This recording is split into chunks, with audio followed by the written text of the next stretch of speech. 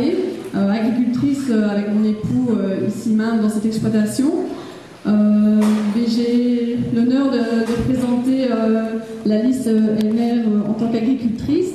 Louis Michel, dernier candidat effectif sur la liste du Sénat, a besoin de bouger, de s'exprimer, d'aller à la rencontre des gens. Peu importe les endroits, les honneurs. Ici, en plein milieu rural et agricole, cela réveille en lui bien des souvenirs.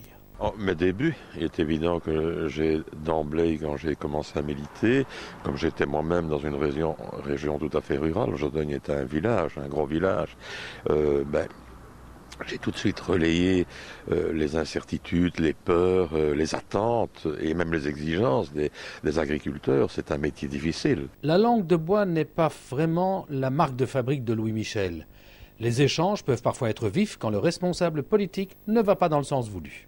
À ceux qui pensent qu'il n'y a qu'à et à ceux qui pensent qu'un politique doit obligatoirement dire oui à tout ce qu'on lui demande, non, je crois qu'il faut aussi expliquer qu'il y a des priorités. Moi, je crois que c'est un mot qui n'est plus assez à la mode dans le discours politique. Je crois qu'un politique doit expliquer aux gens qu'il y a des priorités et que, évidemment, chaque espérance, chaque demande, chaque idée que les gens avancent, généralement, toutes ces idées sont légitimes, sont bonnes. Les gens ont beaucoup de bonnes idées. Il y a juste une petite chose qui manque, c'est comment est-ce qu'on paye. Et donc, il faut expliquer que, par exemple, mettre plus de moyens sur l'éducation, c'est une priorité.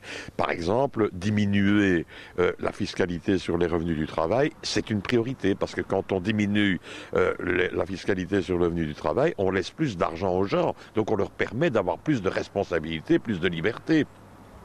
Assurer le financement des pensions, c'est une priorité. Assurer la sécurité dans nos rues, c'est une priorité. Assurer une meilleure justice qui ne laisse pas le sentiment d'impunité, c'est une priorité. Et donc, on doit faire un ordre de classement dans les priorités. Et je pense que le politique doit expliquer aux citoyens que ce qu'ils demandent est sans doute légitime, que souvent, ce serait même bien de pouvoir le faire.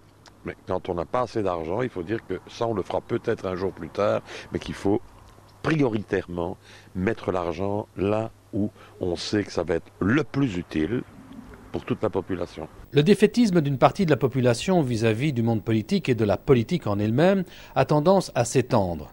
Certains vont même jusqu'à proclamer qu'ils n'iront pas voter. Snobber une élection et dire je ne vais pas voter, ça c'est renforcer les extrémismes de tout poil. Et il faut bien dire qu'en Belgique, les solutions ne viendront pas des extrémistes, elles viendront de gens comme moi qui sont des gens modérés, fermes, mais modérés. C'est aussi leur dire que c'est une formidable chance que de pouvoir donner son avis.